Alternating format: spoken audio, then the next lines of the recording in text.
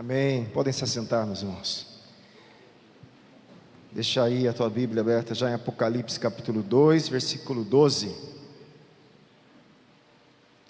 Estamos vendo a mensagem, dirigida, iniciamos a semana passada, a mensagem dirigida à igreja de Pérgamo.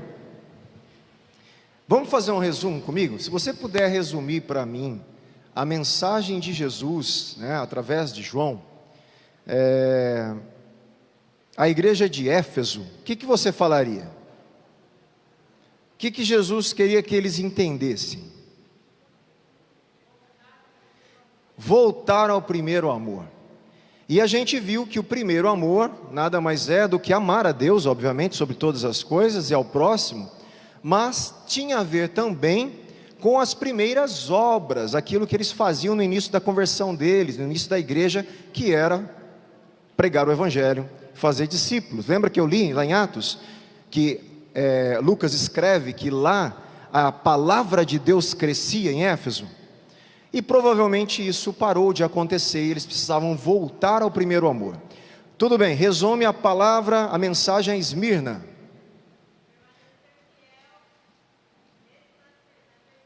Pronto, resumiu. Jesus queria que Esmirna fosse fiel até a morte.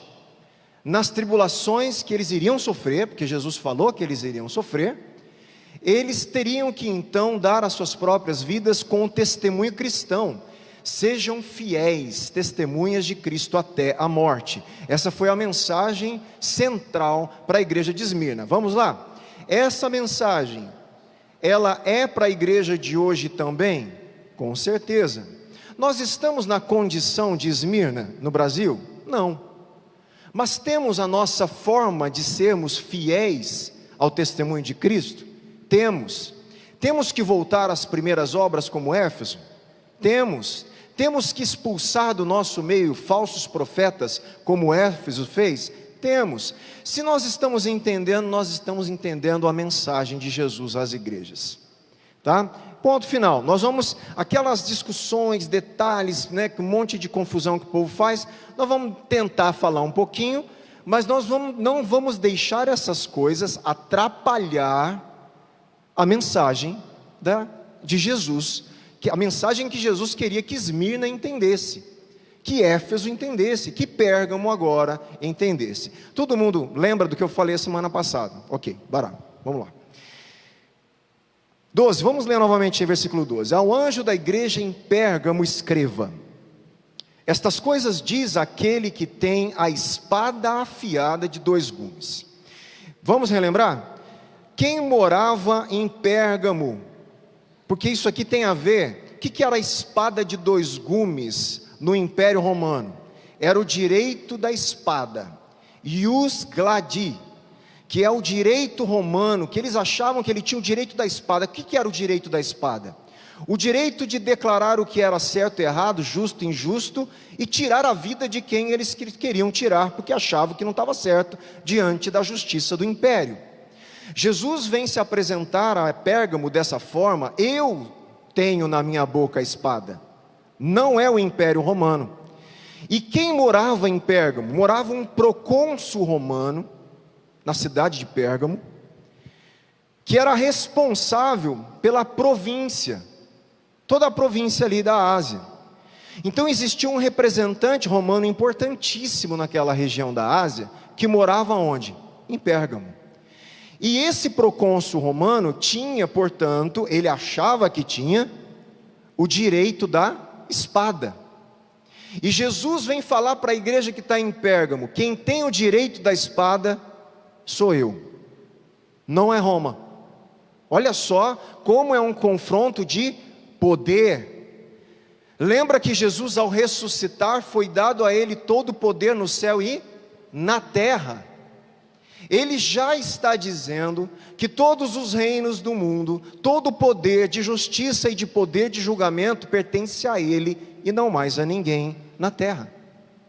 E quando o Império Romano se sente nesse direito, ele fala para Pérgamo: não é eles que têm isso, não são eles, sou eu, o Cristo ressuscitado. Então a gente vai continuar vendo aqui no versículo 13. E Jesus fala para Pérgamo: conheço o lugar onde você mora, que é o lugar onde está o trono de Satanás. Sei que você conserva o meu nome e não negou a fé que tem em mim, mesmo nos dias de Antipas, minha testemunha, meu fiel, que foi morto, na cidade de vocês, aí onde Satanás habita. Meu irmão, é sério o negócio, né? Nós temos que lembrar por que aqui Jesus fala que era em Pérgamo, que era a casa de Satanás. É óbvio que Satanás estava atuando em toda a Ásia, em todo o Império Romano.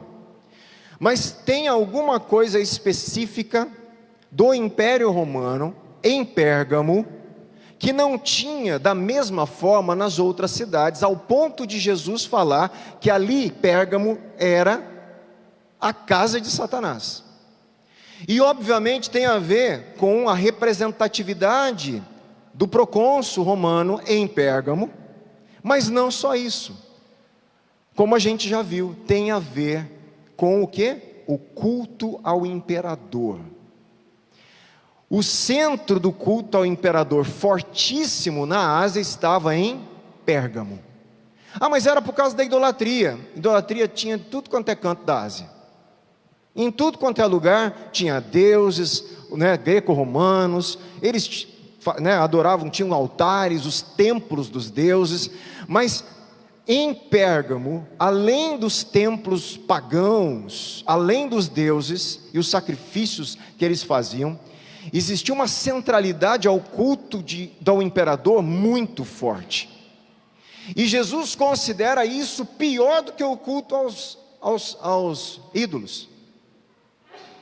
Um culto a uma personalidade humana, ele considerou pior do que um culto aos deuses greco-romanos. Ao ponto dele falar: eu sei que você mora na casa de Satanás. Ele está morando aí. Ele tem o centro de controle dele, do Império Romano, da região da Ásia, aí em Pérgamo. Olha só que sério aqui, o que ele está falando para a igreja de Pérgamo. E ele está elogiando Pérgamo. Ele está falando, que bom que vocês guardaram o meu nome. Vocês foram fiéis, vocês não negaram a fé.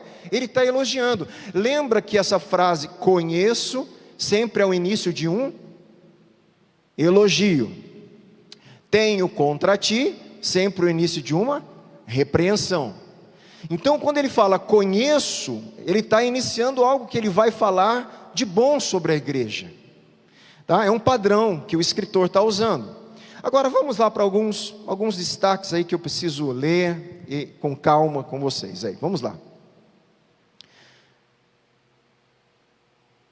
Em certa medida, Pérgamo era considerada, como eu disse, a sede do poder satânico do Império Romano. Por quê? Não era somente pela adoração às divindades, a deuses, como eu acabei de falar, porque as outras cidades eram idólatras também, mas por causa do culto ao imperador. O culto ao imperador, o principal problema presente em todo o livro de Apocalipse, como veremos, é a essência da religião de Pérgamo. Então, por ser a essência da religiosidade dos habitantes de Pérgamo, Jesus está falando, a sede do controle satânico do Império Romano na Ásia está em Pérgamo, porque eles respiram o culto ao imperador. Gente, vamos lá que eu vou preste atenção no que eu estou falando para vocês. Toda a atuação satânica, nós vamos ver, quando Jesus falou para Esmirna, Satanás vai pôr vocês na prisão. Não falou isso? O diabo vai colocar vocês na prisão.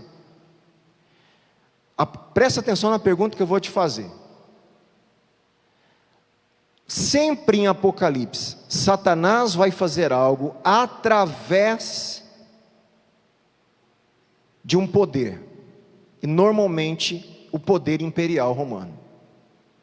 Satanás não põe os cristãos lá na prisão, em Esmirna, de uma forma mística só. Ele está representado, materializado nas ações do império. A ação do império de perseguir os cristãos é uma ação do próprio Satanás. É isso que Jesus está fazendo, essa conexão. Então não é Satanás que está aparecendo, igual o dragão que vai lá. Aquele dragão, ele tem na mão poderes bestiais, que são as bestas, que são aqueles poderes que se apresentam fisicamente para perseguir a igreja. O dragão não se apresenta, ele usa os poderes terrenos, ele usa aqueles que têm controle, poder, domínio, acha que tem a justiça na mão, para perseguir o povo, e Jesus considera isso um evento de Satanás contra a igreja, mas esses vão ser julgados. Tá claro isso que eu estou falando? É nessa linha que você tem que pensar, tá? Então, o trono de Satanás tem a ver também com o culto ao imperador, com a representatividade do poder do império na Ásia, em Pérgamo, por isso as ações do império, e toda a divinização que se fazia, portanto, do império e do imperador. Tá? Nós já sabemos que o Império Romano, ele conseguia estabelecer a sua paz imperial com injustiças, matando pessoas. Vamos fazer o seguinte, eu entro os povos que eles chamavam bárbaros, ele entrava nas terras, o negócio é o seguinte, aqui agora eu sou dono de vocês. Isso não é coisa de Deus? É o império satânico.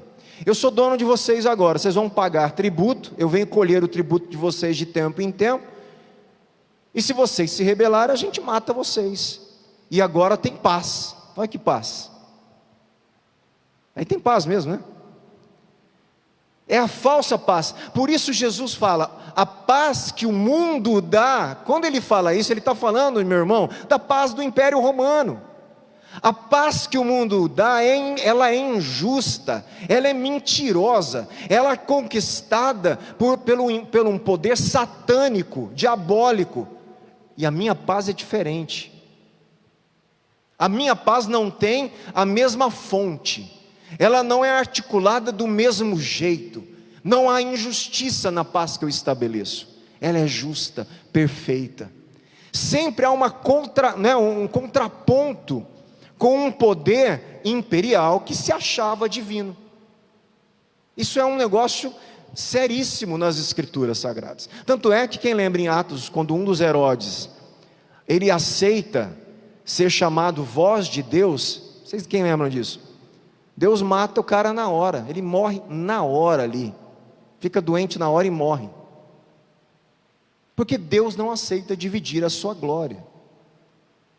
Então todos os que estão em poder sobre humanos, sobre pessoas, vão prestar contas diante de Deus, e do Rei dos Reis, do Senhor dos Senhores. Sabe por quê? Só Ele tem a espada afiada de 2 gumes. Olha só como a gente começa a entender a mensagem, não é? Isso é importante. Vamos lá. Foi a adoração ao império que mais diretamente provocou perseguição aos cristãos. A adoração aos deuses também provocou quando eles não adoravam, mas a maior perseguição veio quando eles se negavam a adorar. Meu irmão, tem um período do Império Romano, quem sabe aí que o Império Romano tinha uma lança em alguns momentos, você vê em filmes isso, que o símbolo romano era uma águia, né? E aí eles pegavam aquela águia muitas vezes para subjugar as pessoas que eles estavam conquistando. Os reis dos outros povos, eles mandavam os reis se dobrar, se ajoelhar e beijar a águia, o símbolo sagrado de Roma, daquelas legiões que tinha esses procônsulos com legionários ali e centuriões, com muitos soldados romanos para dar conta de colher os tributos daquela região e conquistar outros espaços de vários lugares que eles queriam conquistar. Aí o que o cara tinha que fazer? Beijar a águia. que era sagrado. Você acha que um cristão fiel a Deus ia fazer isso? Quando eles falavam, eu não me dobro ao símbolo sagrado do império, o que você acha que ia acontecer, meu irmão? O império ia perseguir. E eles estavam, portanto, afrontando o poderio imperial, que era satânico, que não era de Deus, que não vinha da fonte divina, apesar de toda a autoridade ser dada por Deus, toda autoridade que ocupa um local e começa a ir contra a vontade de Deus, ele começa a ser usado pelo próprio Satanás. É isso que Apocalipse mostra. E ele se torna um poder bestial, um poder animal, que desumaniza as pessoas, tá? Isso é um negócio terrível aí, né? Vamos lá. A fidelidade dos cristãos em Pérgamo. Cristo diz a eles que sabe que apesar das perseguições, eles estão o quê? Sendo fiéis. É um elogio, olha, apesar do império aí estar perseguindo vocês, o culto ao imperador está na cidade de vocês, vocês estão num lugar difícil, morando na casa de Satanás aí, vocês são fiéis. A pergunta então é, o que é conservar o nome de Cristo? Como está na tua Bíblia aí? Está essa palavra mesmo ou tem outra palavra? Conservou o meu nome aí. Procura lá. Versículo 13, o lugar onde você mora, que é o lugar onde está o trono de Satanás, sei que você conserva o meu nome e não negou a fé. Conserva também? Retens o nome, tem alguma outra? Permanece, mas permanece fiel. Essa tradução, Douglas, né? Do Douglas, ela já é uma interpretação do termo grego. Porque o termo grego ele é esquisito mesmo para a gente que não entende, porque ele é conservar o nome. O que é isso? Ali na tradução dele já fez a interpretação, porque é esse o sentido que esse termo está querendo dar. Então, olha só que interessante aqui. A NVI eu acho que está escrito, você permanece fiel ao meu nome. Eu não sei qual que é a tua tradução, deve ser NVI. Tem uma outra, retens o meu nome, eu acho que é que vocês falaram. E uma que eu peguei, que é interlinear, que é uma Bíblia que eu pego interlinear. O que é isso? É uma Bíblia grega, né, do original grego. Aí ele faz uma transliteração para o português, e aí já traduz literal, ao pé da letra, fica até sem sentido o texto.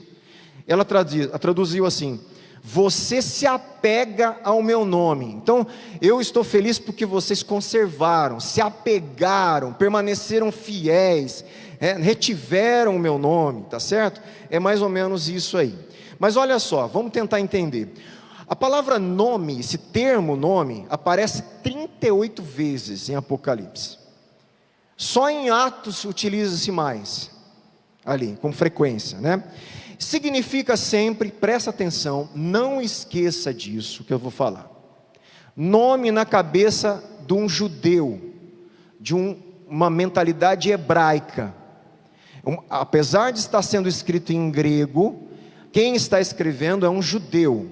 Ele pensa em categorias do povo judeu. O povo judeu, quando fala nome, ele está falando do quê? Da essência da pessoa. Deus, eu confio no seu nome. Os salmistas não oravam assim? Bendito seja o seu nome. Então o que eles estavam falando? Eu confio na essência de quem o Senhor é. Eu conheço o seu nome. O que ele está falando? Que eu conheço a pessoa e a essência de Deus. Então conhecer o nome, meu irmão, me escute, porque isso aí nós temos um problema na nossa cidade, com um pessoal aí que bate na nossa porta, falando que quer que a gente saiba qual que é o nome de Deus, senão não vai para o céu. Então essa abordagem, ela é errada, porque esses dias eu estava assistindo um rabino, judeu, não é cristão, rabino. Ele falou exatamente isso, o nome para a gente é a essência de alguém. Então até hoje, pessoas da religiosidade judaica sabem disso. Então quando a Bíblia fala que eu tenho que conhecer o nome de Deus, e o nome de Deus me salva, Não é eu falar as letrinhas certas do nome de Deus que me salva, pelo amor de Deus, meu irmão. É a essência de quem Deus é que me salva. Quem Deus é e a sua obra, o que Ele faz, isso é o nome de Deus. Por isso que os judeus tinham aquela grande facilidade de dar nome para as pessoas, não é? De acordo com aquilo que elas faziam, né? Deus não ficava mudando o nome de pessoas. Jacó, ele mudou para quê? Israel. Por quê? Só para Deus mudar o nome, ficar bonitinho? Não, porque Deus mudou a essência da pessoa, tá? Entende?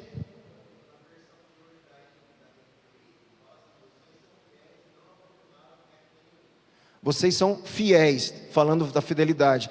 Então, na verdade, conservar o nome nada mais é do que deter a fidelidade à essência de quem Deus é, a pessoa de Jesus, tá? É você ser fiel, você simplesmente conservar a sua fidelidade à pessoa, você conservou a essência de Deus na sua própria vida.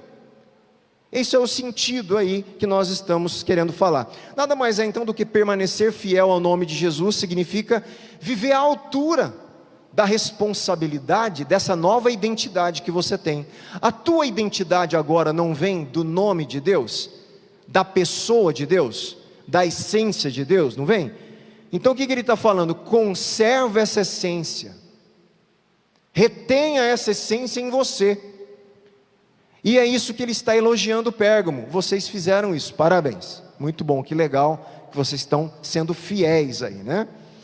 Aí ele cita uma outra pessoa também importante, que como a gente, né, desejaria ser. Gente, você sabe quem que está elogiando esse homem aqui? Jesus. Jesus fala assim, olha lá, não negou a fé que tem em mim. Vocês não negaram a fé em mim, mesmo nos dias de Antipas. Aí Jesus fala desse Antipas, olha o carinho de Jesus com esse Antipas. Minha testemunha, meu fiel, meu irmão. Já pensou Jesus falando isso da gente? Antipas foi um mártir, ele morreu por Cristo. E ele está falando que a igreja também foi fiel a ele, até naquela época da perseguição a Antipas. Alguns, bom, quem é os mais curiosos, né? Todo mundo que vai ler isso aqui vai falar o que significa Antipas, né? Contra todos, né? Porque a palavra é grega, então anti, né, passam duas palavras gregas, então contra todos, então ele foi contra todos para seguir a Cristo. Faz sentido, tá? É isso, mais ou menos isso mesmo. Então o nome dele carrega também esse significado, que ele foi contra tudo e todos para ser fiel a Deus. É isso que significa Antipas. Mas o que mais importa é a declaração de Jesus. Jesus fala, Antipas, minha testemunha, meu fiel, e ele foi morto na cidade de vocês, aí onde Satanás habita.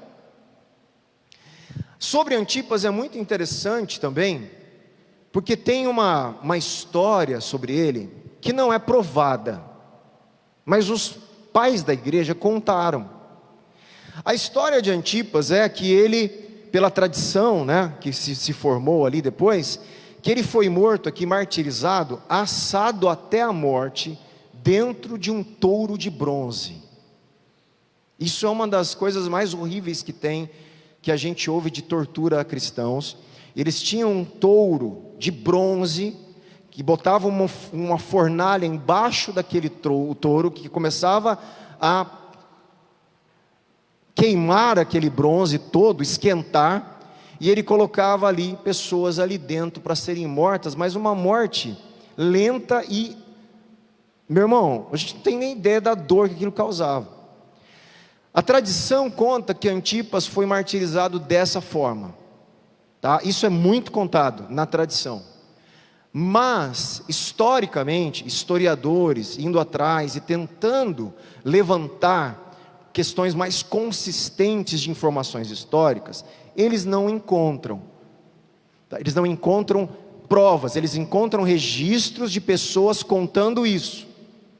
Mas eles não conseguem em outros registros, em outras fontes, para aprovar esses contos. Entende o que eu estou falando?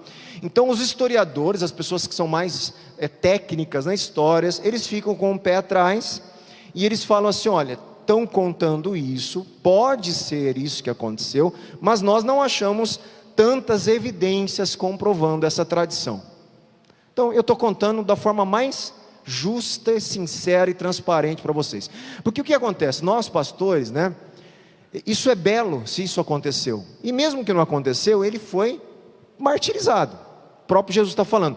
Mas a gente, às vezes, a gente gosta, né, de florear as coisas, né? E a Bíblia não tem floreio.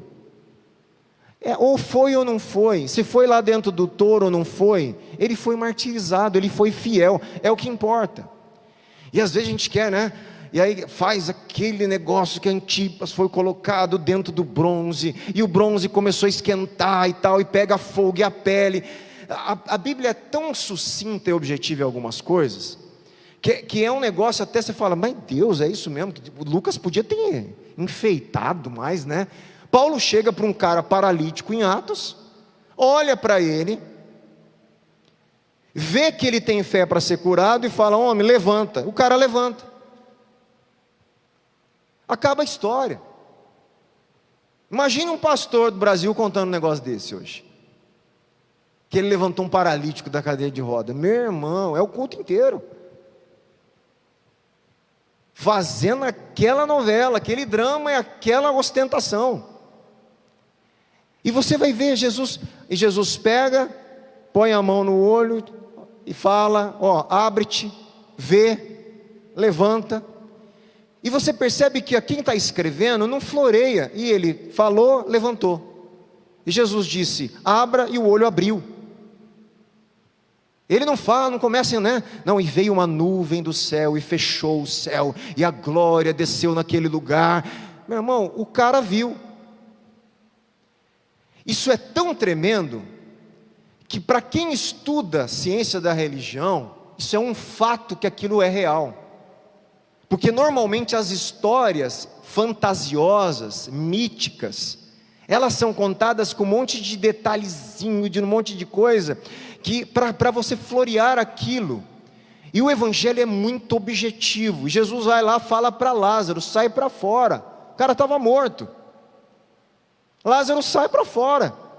Ó, agora tira lá as vendas do olho do cara lá, desata ele, deixa ele andar e dá uma comida para ele lá.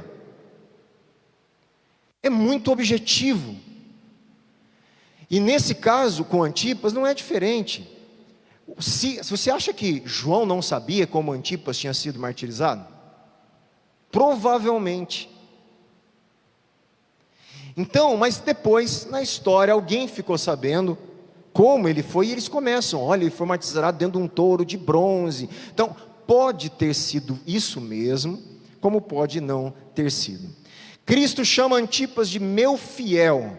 Fiel refere-se a uma confiança perseverante em Cristo, em meio à perseguição e martírio. A primeira parte desse versículo diz que a cidade é onde está o trono de Satanás, e a segunda diz que é onde Satanás habita. Em outras palavras, eles viviam no domicílio de Satanás. O que é comprovado pelo martírio de Antipas e pela total oposição da população pagã e dos oficiais romanos aos santos em Pérgamo. Satanás é a verdadeira origem do ódio. Satanás é a verdadeira origem do ódio contra a igreja. Vocês estão ouvindo? Satanás é a verdadeira origem do ódio contra o povo de Deus. Ele é o adversário, ele é o inimigo, que usa os poderes humanos e pessoas humanas para ir contra o povo de Deus, né? Então vamos lá. Agora ele no versículo 14 ele diz o quê? Agora, né, a frasezinha que não é muito legal. Primeiro ele elogiou: vocês foram fiéis até no tempo de Antipas, guardou meu nome. Agora chegou o negócio seguinte, ó: tenho porém contra você algumas coisas. Poxa vida, né? Aí Jesus começa a bater firme aí. Estão aí em seu meio os que sustentam a doutrina de Balaão, o qual ensinava Balaque a armar ciladas diante dos filhos de Israel, para que comessem coisas sacrificadas aos ídolos e praticasse a prostituição. Então, olha, a gente pode, eu até anotei aqui, tem textos do Antigo Testamento, nós conhecemos a história de Balaão, de Balaque, né, que foi contratado para amaldiçoar o povo de Deus. Toda vez que ele ia tentar amaldiçoar, ele abençoava. E depois tem outro registro, que diz que depois de Balaão estar ali, no meio daquelas pessoas, aquelas pessoas caíram em prostituição espiritual, caíram então em idolatria, e é exatamente isso que Jesus está fazendo. Ele está relembrando uma história do povo de Israel, e falando que no meio de Pérgamo está acontecendo algo igual, é isso, tá? E que pode ser também a mesma situação dos nicolaítas. Como a outra vez, a gente não sabe quem foi esse nicolaíta, tá? Foi Nicolau, um dos discípulos, porque tem essa teoria, né? E que dali surgiu falsas doutrinas. Pode ser, meu irmão, mas o que importa era o resultado do ensino dos nicolaítas e de Balaão, que eram os mesmos. Quais eram os resultados? Sacrificar aos ídolos e a prostituição. Jesus está falando: vocês foram fiéis à fé, ao Evangelho, à minha pessoa, guardaram a minha essência, mas eu tenho contra vocês que tem no meio de vocês, ele não está falando que é todo mundo, tem no meio da igreja.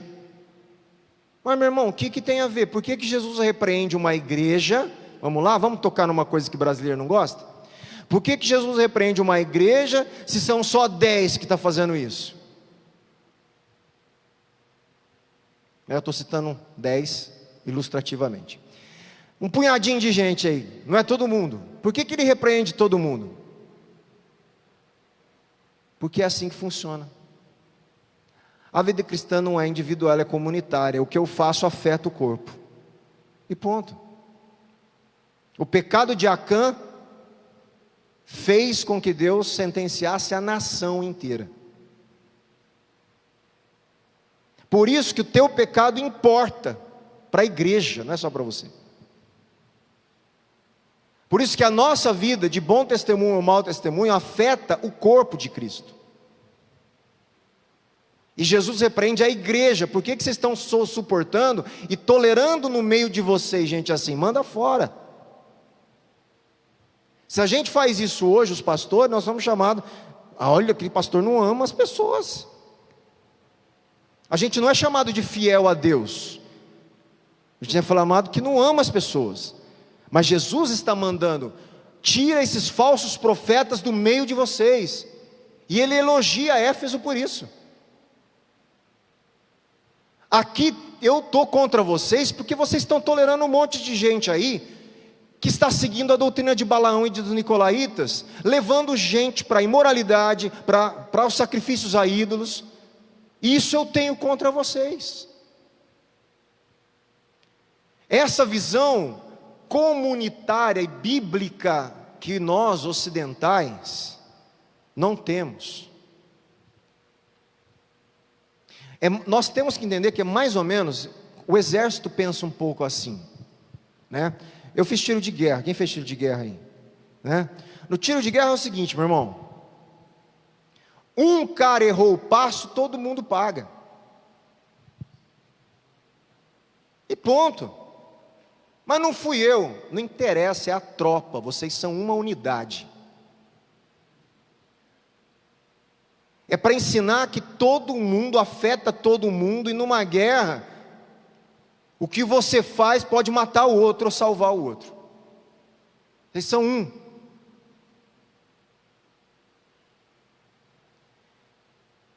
Então muitas vezes a gente pagava lá coisa porque um tinha aprontado.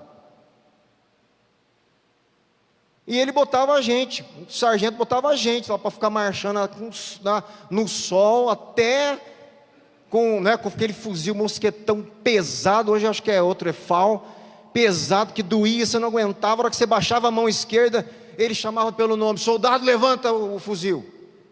E você não aguentava mais nem segurar o fuzil. E se algum baixava, mais uma volta, vai todo mundo sofrer junto. Esse senso de corpo, de comunidade, é um senso bíblico. Por isso que quando Adão peca, a humanidade peca. Por isso que quando Jesus morre e ressuscita, o novo Adão salva a humanidade nele. É senso comunitário. É um princípio. E aqui a mesma coisa. Pérgamo, eu tenho contra vocês porque alguns estão fazendo isso. Vocês têm que resolver isso aí. Além disso, versículo 15: estão também aí em seu meio os que seguem a doutrina dos nicolaítas. Não vou me reter tanto, porque eu já expliquei. Nem mesmo de Balaão, eu podia falar muita coisa aqui, levar os textos do Antigo Testamento. O que nós temos que entender é que tanto a doutrina dos nicolaítas como de Balaão estava levando alguns da igreja de Pérgamo ao quê? Imoralidade e sacrifício aos ídolos. É isso que a gente precisa entender, que era justamente o problema que os cristãos gentios tinham naquele mundo, gente. Eles eram o tempo inteiro, tentados a estar em ambiente de idolatria, até por causa das questões sociais, vocês lembram? Financeira, econômica, sociais, de convívio. E às vezes eles estando lá, eles eram forçados, e às vezes nem forçados, eles acabavam adorando os deuses, sacrificando aos deuses ali, junto com os pagãos. E aí tinha gente falando: não, legal, não tem problema não, isso é normal. Como alguns falariam para a gente hoje, não é isso? Não, é normal, você está indo na igreja, tem Jesus, a gente não tem muito disso, ou já teve, eu não sei, mas quando eu estive na África, tanto lá em Moçambique, Angola, e da última vez agora em São Tomé e Príncipe, nós tivemos contato com alguns pastores lá, vários pastores de São Tomé e Príncipe, junto com o pastor Anacleto, e a conversa é essa: o que acontece com eles? Eles vêm de um mundo cheio de feitiçarias, de curandeiros, de magias. Então, o nenezinho lá está doente, ele vai para onde? Ele vai para o curandeiro. Não sei quem está doente, ele vai lá para o curandeiro. Aconteceu uma coisa, ele vai para o curandeiro. Então, é uma questão de, desde nenê, eles acostumam fazer isso, e cresce dentro dessa cultura, e de repente, eles aceitam a Cristo, e eles percebem que existe algo na palavra de Deus, e eles começam a se converter. Aí ele vai para o culto de domingo, adora Jesus. Na segunda-feira, a primeira dor de cabeça que dá, ele vai no curandeiro. E isso é muito, mas é muito comum. Aí o que os pastores falavam para o Anacleto, para a gente: nós precisamos discipular o nosso povo. Não é mais pregar o Evangelho. Eles já conhecem, eles precisam ser ensinados sobre a vida no Evangelho. É um trabalho agora de escola, de discipulado, de ensino, de leitura bíblica, de aprendizado. E eles têm hoje essa demanda muito grande. Por quê? E você acha que não era isso que estava acontecendo aqui? Era mais ou menos isso, mais ou menos lá no meio daqueles pastores, falavam assim: o pastor Anacleto ali, o pastor Rodrigo está falando que só tem que servir a Jesus, que não pode mais o curandeiro.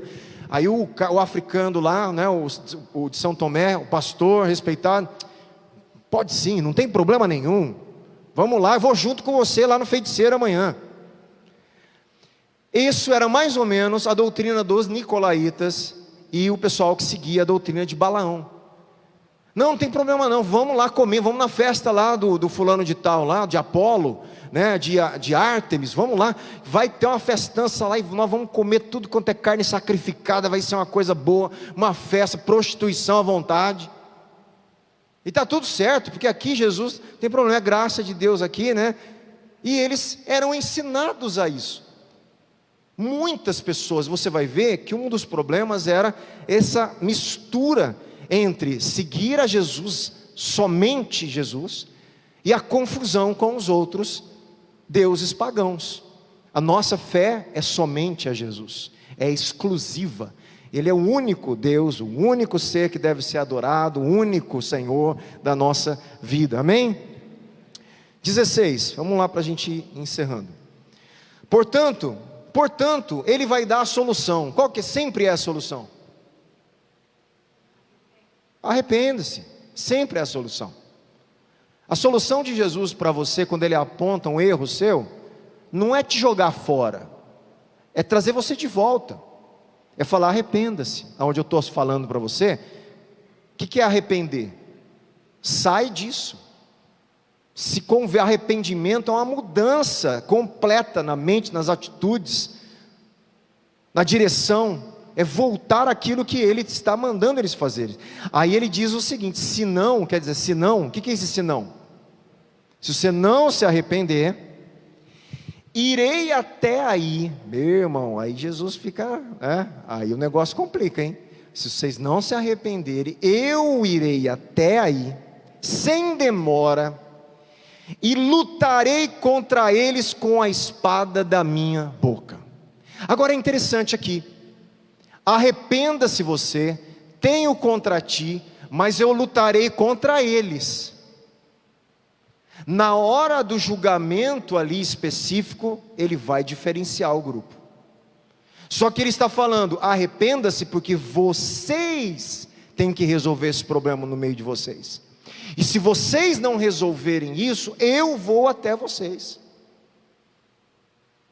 E eu vou lutar contra eles, com o direito de justiça que eu tenho, com a espada da minha boca. A solução então o que é? Arrependimento, né? A solução sempre é essa, o arrependimento. Para que não venha então a justiça, a justa ira de Deus, que nós vamos ver depois em Apocalipse, né? Versículo 17, quem tem ouvidos, ouça o que o Espírito diz às igrejas. Ao vencedor, aqui não tem como, nós vamos deixar para a semana que vem, tá? Ao vencedor darei o maná escondido. Nós vamos ver um monte de teoria aí, o que é esse maná escondido.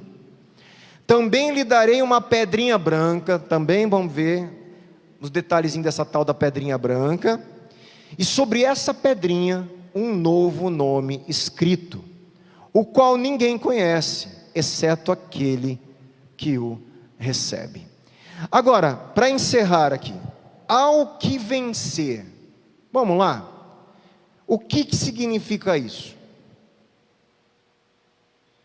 Você percebe que essa palavrinha ao que vencer, sempre está conectado com a mensagem da igreja.